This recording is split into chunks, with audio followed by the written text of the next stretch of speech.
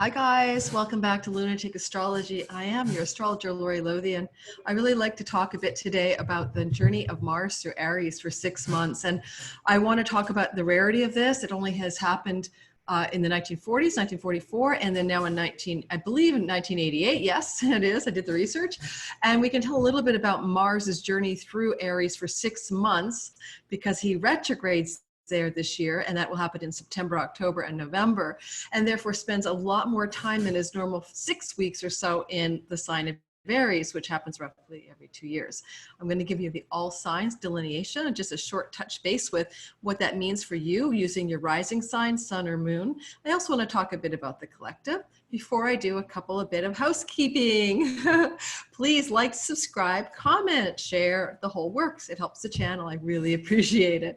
Second of all, I created a special for this Mars thing, a $97 reading that I'm only limiting to 40 spots, and it's done by recording, and I send it to you. And you can also order it as a product or a gift for a friend, and it's about 45 minutes long. So check that out in the description box below, along, of course, with the all signs links as well. So you can fast forward to your sign. Let's talk first now a bit about what this means for the entire world. I loved doing the research on this one because I grew up in the 90s, sort of the 80s. Like, I was a young woman living in Manhattan in 1988, working for a magazine. And I have such great memories of being there during that time, the July of 1988 through to January of 1989. And remembering what happened for me. So first of all, everybody think back to that time in your life. Okay, it'll be useful to do that in order to understand just a bit about how maybe this version of Mars returning from June 27th until around January 6th in the sign of Aries will be for you. Now, for the collective, I want to mention a few things. You know, when I looked back at the 1988 thing, I found some interesting things. First of all, I always like to look at music. I want to start with that, and then we'll go to the politics of it, and then I'll reflect on what that might mean for us today. And why it's different for the collective this time around as well than it was in 88. In 1988, the hit songs from midsummer of 88 on to the end of the year were songs like The Flame by Cheap Trick. That was like, these are the #1 hits of that year, second half. The Flame by Cheap Trick. I'm like, okay, Mars is a fiery planet. You can't make this up. Another one was Every Rose Has Its Thorn, and Mars is about sharp, pointy, cutty things by a band named Poison. Another one was called The Wild Wild West by a band, I think, called The Escape something. My notes are bad to read. I'm reading my handwriting. But the idea is the Wild Wild West, shoot 'em, OK Corral, Mars, right? The warrior, the hero, the action taker, the fighter, the soldier, the athlete, the champion. So these energies were in the air during that time when the songs that were coming to the top of the charts reflected those themes of Mars. One of the songs in August of 1988 was called Roll With It. And one of the things I want to say about Mars is that it's like kind of like moving forward, rolling with it. Now, Mars can involve travel because he's good for the old adventure and travel. But there's a call with that Mars. How do we want to roll with life and make our actions I guess the best, you know, the best for you, the best for me, the best for everyone.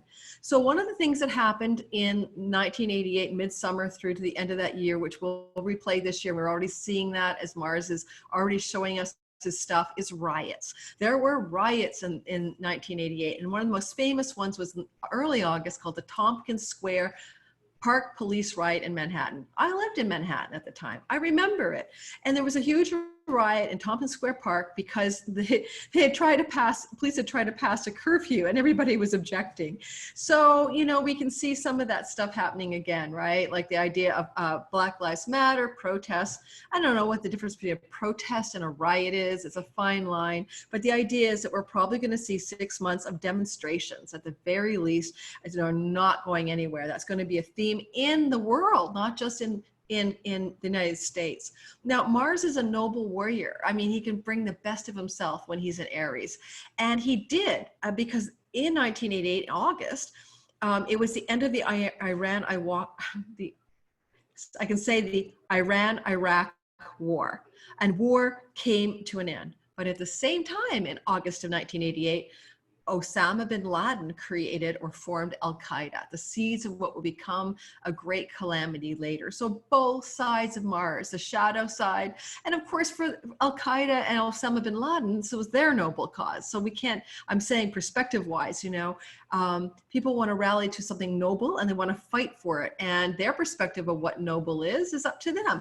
We have a great big weird movement around not wearing a mask because that's going to be like anti-authoritarian to do that for the COVID virus. And I'm not judging anyone for their stance, but that's a very rebellious shout out for a solid boundary. No, that's very Mars, and it's happening now, and it's going to continue.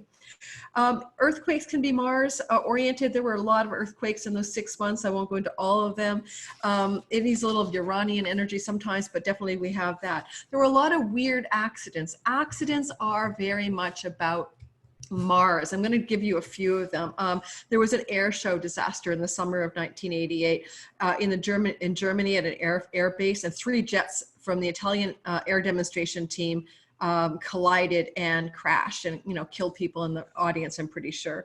Yes, 346 people were injured and 75 were killed. So that kind of bizarre, out of the, you know, who's going to expect an air show plane to crash over your head? You know, these are very rare, but that's a very Mars, and it's doubled up. Military demonstration, you know, fighter jet, accidents, crashes. So as a general principle, depending on where Mars is in your chart and how its disposition is, there are times to be cautionary around reckless behavior, and certainly Mars and Aries, depending on where he sits in your chart. Like if he's in your 3rd house, be careful for trains, planes, and automobiles and travel for 6 months for some of you people who, like me, who have an Aries 3rd house.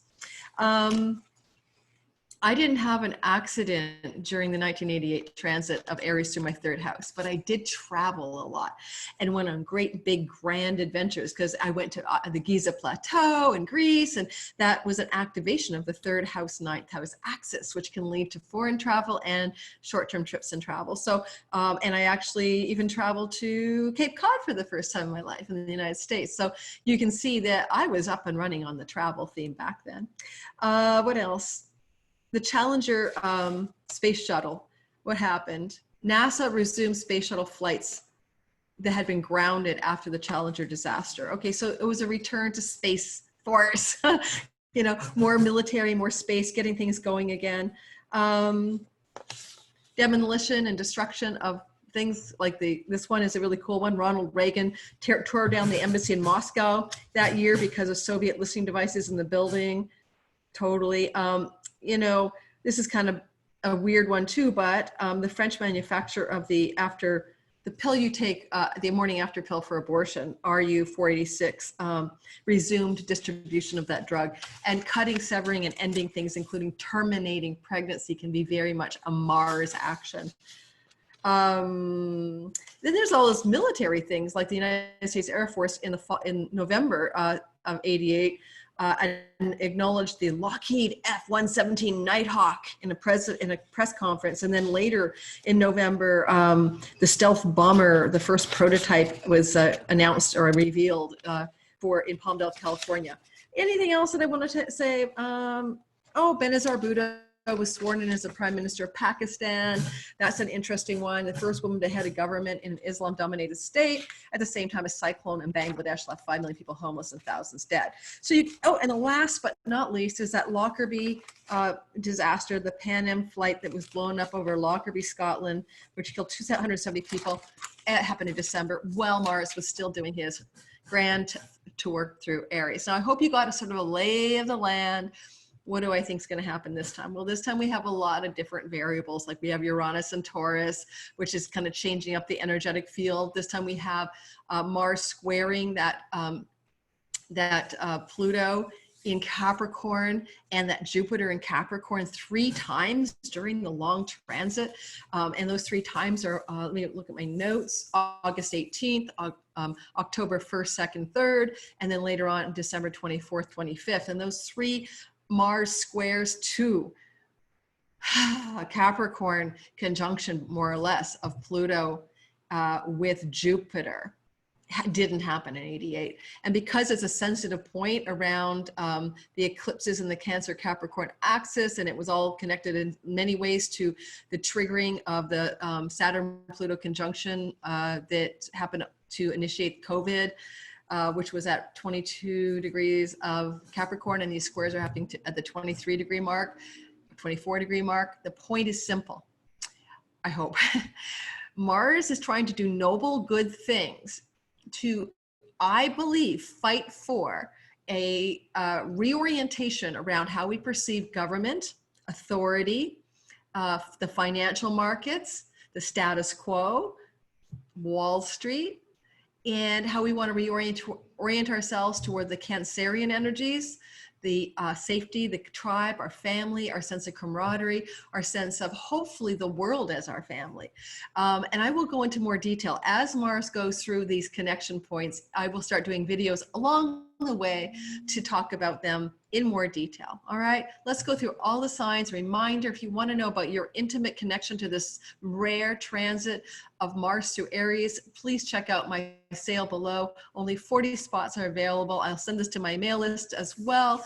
And you guys are finding out about it here before I send it to the general public. And I have a sense that this is going to go like hotcakes. So please grab it if you want it before they're all gone. And let's go ahead and talk about this incredible time for the all signs. Now, Aries, this is happening in your natal first house. So we're talking about Aries descendants, right? And you can look at your moon and sun as well. Particularly if you're born at night, look at the moon sign when I go through these delineations, and meaning that the sun is below the ascendant descendant axis in the chart, which is the horizon line for night and day. And look at your sun more so if you're born in the day. So going ahead, Aries, sun, moon, and rising. Okay, it's obviously your first house, right? And so I really want you guys to think about how your identity is being leveled and how you're bringing action and sort of the archetypal warrior, hero, champion, good soldier into your life. And sometimes when Mars is in connection to the ascendant, there's a lot of action taken to change who we are in the world in ways that really stand up for the true self. Like, I mean, bringing like firm boundaries to bear, cutting off your associations, and maybe a partner, because there's an axis of activation on that 7th house for you guys, where if there's been a long-term partnership or a long-term friendship, or even some clients of yours that no longer feel right for you, you can probably look at the next 6 months as a severing time, as a cutting and pruning away time, but also for your own identity. I mean, if you need to be more bold, more adventurous, and more stand up more for something with initiative and fire, this is what Mars is going to allow you to do. Now, he's the athlete, and the ascendant is your physical form. So I could definitely say it's time to get into shape. So whatever athletic thing you like, Mars definitely is going to be your ally. He likes to move to get in shape, you know, as opposed to anything else. So Tai Chi, Qigong, martial arts, running maybe, just, you know, do something for your physical body, even weightlifting for sure. Very Mars, oof, you know? Okay, Taurus, this is happening in your 12th house, and it's a very, very subtle placement for you. Taurus, sun, moon, and ascendants, especially the rising sign, Taurians. It's not necessarily going to play out in the outer world, because this is your inner realm. The 12th house is your dreams at night, your meditations, your reverie. I'm wondering if there's something going on inside of you guys that if you tune really into it more deeply, you're going to find that you could find some sort of insight into some kind of martial energy you want to implement in your life. Now, technically your 12th house can rule institutions and hospitals and jails and ashrams and stuff, places of isolation and solitude. And Mars spending 6 months there, and he's the action taker. First of all, I don't think you're going to go to jail, but it might involve some friends or family members who are incarcerated, and you might be taking action on their behalf, or helping somebody with a mental health issue. But if it's not those out pictures, then for your own self, Mars transiting your 12th, it is the house of hidden enemies. So watch out for people who would be taking action against you and kind of doing things behind your back. So, you know, be alert, be watchful around that possibility. Mars in your 12th, though, again, you just might find yourself going on a journey, and the 12th house can be foreign lands, to be alone, to meditate, to have some solitude. And I love that my mic keeps coming in and out of existence with Mars behind me. Yeah, so go for that. Like if you want to travel Mars, to go somewhere, to be alone, to meditate, and to connect with your soul in the next 6 months, from like June 27th till January of next year, it's an opportune time for sure. Gemini, this is going to happen in your 11th house of great gains and allies and benefactors and hopes, wishes, and dreams. And having Mars in his dignity and his power roaring through your 11th house is really a sweet spot. Go back to 1988, you Gemini, Sun, Moon, and Ascendants. What was rocking your world then? Now, it is the axis of 5 and 8 that are activated. So, you know, romance could be in the air as well for some of you Geminis. If it's not outright, because Mars is like love and passion, and he could be the male lover. So especially for female Gemini, Sun, Moon, and Ascendants, it could be a hot, sizzling time for the 6 months ahead. If you have a lover, things are going to heat up, and if you don't, you might grab one at the nearest lover depot. Now, that energy of the 11th house particularly can mean great financial gains from your career in general, as well as your, pennies from heaven energy, where lucky money windfalls come to you. Take action, Mars, to achieve your career gains, like don't let them languish. I mean, if there's a way that you can harvest some gains from your career in any way possible, do it. Mars will be rewarding you there. So action around that will be beneficial. Now, Mars is male, and this is the house of friends. So male friends can be very beneficial to you, male allies over the next 6 months, and wanting to help you, wanting to provide for you in your career, or help you create momentum and hopes, dreams, and wishes. Anything else? If it was happening in my 11th, what would I say to myself? Play the lottery, take action. You know that old thing when God says, especially since Mars will be squaring Jupiter this year. And, even though Mars squaring Jupiter in general may be a stressful aspect, it's happening from the pennies from heaven, house of good spirit, and Jupiter can bring a bounty and luck. So yeah, play the lottery. Go ahead, especially during the times that Mars is going to actually connect with Jupiter, which I talked about in the earlier stage of this. Go back and listen to the beginning to find out when. Those dates are in August, October, and December. Whew. All right. Cancer, you guys are rocking it with this in your natal 10th house. And one of the things about transits in your 10th house is that it's on the angle. It's on the Kentron, or the stake of the chart, a very powerful place. And so it kind of could rock your entire world around. Think back to 1988, you Cancer, Sun, Moon, and Ascendants. What was going on? Particularly, it could change your home environment. There may be momentum to move because it's activating your 4th house, but it is also about your career. And in what ways do you really want to see your career take off? At the same time, it's squaring the house of marriage and your identity. So there could be tension in your marriage and some tension around your own self. And your ascendant is your body, and Mars is the god of surgery. So if there's some surgery coming up in the next 6 months for you Cancer, Sun, Moon, and Ascendants, it would probably be beneficial. Like, in other words, Mars is in dignity, he's doing good surgery, good things for you, cutting out the bad stuff, that you don't need, right? Like that, I don't know, that mole that doesn't look right. What else? The career thing is important. It's time to take initiative and step up your game in your career direction and your what you want to contribute in the high noon of that chart. So think about ways to facilitate and let Mars kind of help you get action and momentum in your career direction over the next 6 months. Already? Leo, we experience this energy, some of you Leo, Sun, Moon, and Ascendants, as a foreign land, 9th house. It's also the house of book publishing, God, wisdom, truth, knowledge, sometimes law. I want you to look at this as a time in which, if it is a law thing, you could definitely win. Like Mars is like, yeah, we got you. So you could win in a legal suit. It's also time for guides and mentors, especially men, Mars, to give you a leg up in the world.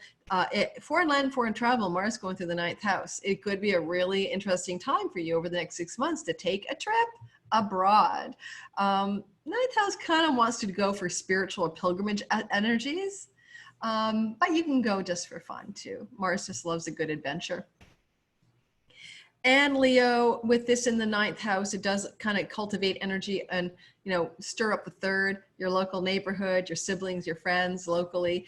You might find you're getting a lot of traction from local buddies and friends this year, and you can lean on them and rely on them in the next 6 months. It is always good to go back and look at 1988 midsummer through to the end of the year, and kind of recapture that if you were alive then, and ask yourself, what wants to replay there this year? All right, moving on. So Virgo, the energy is happening for you in your natal 8th house. And in the sense of this being Mars in the 8th can be really very much about going deep, digging deep, going under the surface, really looking for the secrets that need to be revealed. There's lots of secrets in the 8th house, digging them up. It's the 8th house of your spiritual awareness, of the, you know, unconscious, the Jungian archetypes, the occult mysteries, magic. You Virgos might really want to go deep here in the next 6 months. Now, it is the house of money that doesn't belong to you. Your spouse's money, windfalls, bank loans, debts. Good time, Mars action, take off and pay off the debts. You could also experience an inheritance coming to you by virtue of things going on over the next 6 months as well, because Mars in the 8th, especially for 6 months, might be providing something there in terms of money that is bequeathed to you as well. It's a good time to really, as I said, go into the deeper parts of yourself, go deep with Mars and investigate the taboos of your own life and excavate some real goodness there. It's also a good time to end self-sabotaging structures. I mean, one of the ways we do that in the 8th house is we don't know our own unconscious, our own shadow. And so doing any shadow work would be very good with Mars and dignity going through your 8th house. Alrighty? All right, moving on, Libra, 7th house energy. This is definitely in your marriage or long-term commitment energies, business partnerships, and your clients. Time to change it all up. Mars is saying, let's change the clients, let's change the long-term relationship, let's change that business partnership up, maybe cut, snip, hard prune, sever. Who and what do you need to let go of in your 7th house energies? You Libra, sun, moon, and ascendants. You love diplomacy, you love kindness, you love peace and harmony. But you know what? Mars is like, fuck that. Excuse me, screw that. This is time to snip and cut and boldly say no to people in your life that you have a long-term connection with that no longer work for you. And that includes some business partners and maybe some difficult one-on-one clients. That's about it, guys. All right, moving on. It is on the angle, so it could want you to sell a house, move. It could up level your career, and it could definitely change your identity. But the primary focus is the 7th house of relationship. Now moving on to the Scorpios in the 6th house, and this is going to be an energy that activates that. First of all, 6th house is things we do to stay healthy. So Mars likes to take action. So action around your health, better foods, better diets, systems, better ways of exercising your body. Mars will definitely pick it up there a notch for you. 6th house is right livelihood in the sense that what is our dutiful, boring, dull job becomes joyful destiny and service. So Mars, as a hero, warrior, champion, will activate that. Think back to 1988, the last 6 months of the year, what was happening, how were you up-leveling your contribution to the collective, your devotional service to the world. Sagittarius, 5th house energy, romance is in the air. Mars loves his passionate engagement and his sex, and this is a house of sexuality. So Sagittarius, sun, moon, and ascendants, you guys are definitely possibly looking at a hot, passionate love affair, picking that up all of a sudden over the next 6 months. And if one exists, then everything gets really hot for you guys sexually and energetically and romantically over the next 6 months. It can be creative energies, can be really stimulated. And if you have any inspired projects and ideas, go for it. And if you have an independent business and you want to be an entrepreneur, this can be very supported by Mars in that 5th house. Yes. It's a house of play and fun. Mars says, let's go for it. You're going to play hard for 6 months. Go for it. And Mars likes, you know, adventurous fun. You know, like, don't just stay home and have fun, you know, find a way to get out of the house, maybe like go bungee jumping or something. Capricorn, this is in your 4th house. This is your anchor. This is the root of the chart. This is your familial family of origin. This could be some kind of developments, conflicts, maybe even arguments with people from your family that you grew up with. It could be you also wanting very much Capricorn, Sun, Moon, and Ascendant to just get out of Dodge. Time to move home, change home, action down there, you know? If you've been thinking of moving, the next 6 months are going to open up the doors of opportunity to maybe buy and rent a new place, to sell, to relocate, etc. Mars in the fourth house could be also about one of your parents, and depends on which tradition you're looking at. Some it's the house of father. So there could be developments with one of your parents, maybe conflict there, but maybe also some momentum and movement towards something that's been languishing and now it's going to take off there. Aquarius, third house. I'm Aquarius rising, so Aquarius, Sun, Moon, and Ascendant. I totally get this one. It's in the house of writing, teaching, speaking, educating, traveling. I think you're going to have a lot of development there.